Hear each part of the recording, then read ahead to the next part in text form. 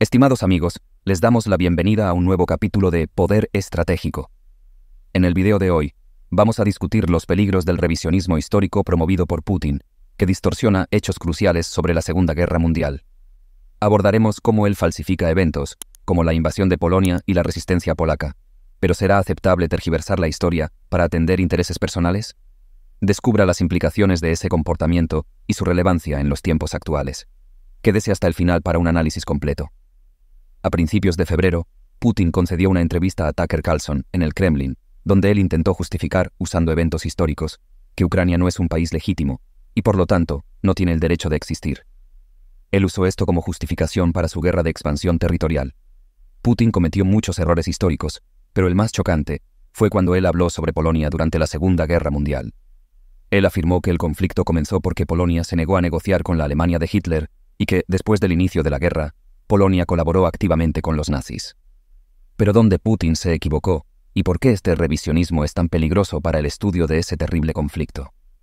Cuando Polonia fue restablecida en 1918, después de 123 años de división por Rusia, Prusia y Austria, los vencedores de la Primera Guerra Mundial rediseñaron sus fronteras para incluir la ciudad portuaria de Danzig, que tenía una población predominantemente alemana. Esas nuevas fronteras resultaron en la pérdida de Danzig por parte de Alemania, y también privaron a Alemania de acceso directo a Prusia Oriental, considerada la cuna de la Alemania moderna. Ese acontecimiento, combinado con las severas sanciones impuestas por los países vencedores, generó un profundo resentimiento entre los alemanes. Muchos sectores de la sociedad, especialmente los partidos políticos más extremistas, utilizaron la llamada cuestión del corredor de Danzig para inflamar a los votantes alemanes. Hitler, líder del partido nazi, se destacó en ese aspecto. Para él, la devolución de Danzig y el acceso directo a Prusia Oriental eran cuestiones de vida o muerte para los alemanes, argumentos que él comenzó a explotar de forma más agresiva después de la anexión de la mitad oriental de Checoslovaquia en marzo de 1939. El plan de Hitler siempre fue invadir la Unión Soviética, pero para lograr ese objetivo, él necesitaba pasar por Polonia primero.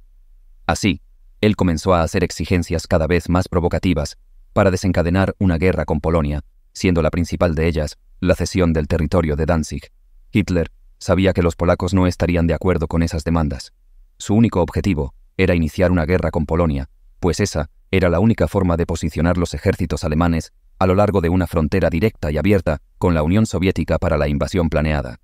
Incluso si Polonia hubiera aceptado las exigencias de Hitler, él inventaría nuevas demandas imposibles de ser aceptadas por los polacos, porque su objetivo siempre fue la guerra y la invasión.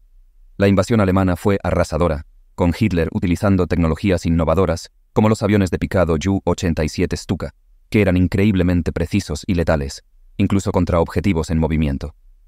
Los alemanes también introdujeron tácticas innovadoras, aplicando lo que vendría a ser conocido como Blitzkrieg o guerra relámpago en la invasión de Polonia. Esa doctrina involucraba el uso de unidades blindadas semi-independientes, apoyadas de cerca por infantería motorizada y aviación. Ahora que aclaramos la primera distorsión histórica hecha por Putin en aquella entrevista, podemos abordar la segunda, cuando él afirmó que los polacos colaboraron directamente con los alemanes, al contrario de lo que sucedió con Francia, que se rindió a los alemanes el 22 de junio de 1940, iniciando un gobierno colaboracionista liderado por el mariscal Pétain. Polonia, a pesar de estar ocupada, nunca se rindió oficialmente a Alemania. Cuando quedó claro que los ejércitos polacos serían derrotados, oficiales, soldados y aviadores se refugiaron primero en Francia y luego en el Reino Unido, no para huir de la batalla, sino para seguir luchando contra las fuerzas de Hitler. Ellos lo hicieron con gran bravura, primero en tierra durante la batalla de Bretaña, donde 145 pilotos polacos se destacaron en feroces combates aéreos contra la poderosa Luftwaffe, y más tarde también en tierra, con unidades polacas combatiendo a los alemanes, principalmente en Italia. Con Polonia ocupada, líderes polacos establecieron en Londres un gobierno polaco en el exilio, y cientos de miles de polacos se dedicaron a mantener un gobierno paralelo genuino dentro de Polonia. A través de ese gobierno clandestino, ellos lograron espiar y sabotear las actividades alemanas en varias áreas. Fue gracias a los polacos que los británicos lograron descifrar el código de la máquina Enigma, un evento crucial para la victoria de los aliados en la guerra. Por lo tanto, al afirmar que los polacos iniciaron la guerra por no aceptar las exigencias injustas de Hitler, y también al decir que los polacos colaboraron con los alemanes durante la guerra, Putin cometió dos graves y terribles errores históricos. Todo esto parece haber sido hecho con el único propósito de atacar a Polonia, que ahora se destaca como una de las naciones más empeñadas en la defensa de Ucrania. Podemos confiar en relatos históricos, si líderes poderosos los distorsionan para sus propios fines. Deje en los comentarios su opinión sobre hasta qué punto debemos aceptar versiones revisionistas de la historia, tergiversar la historia solo para servir a intereses personales, y así, ofender la honra y la memoria de millones de personas que lucharon contra el terror nazi en la Segunda Guerra Mundial, revela claramente la naturaleza y el carácter de Vladimir Putin.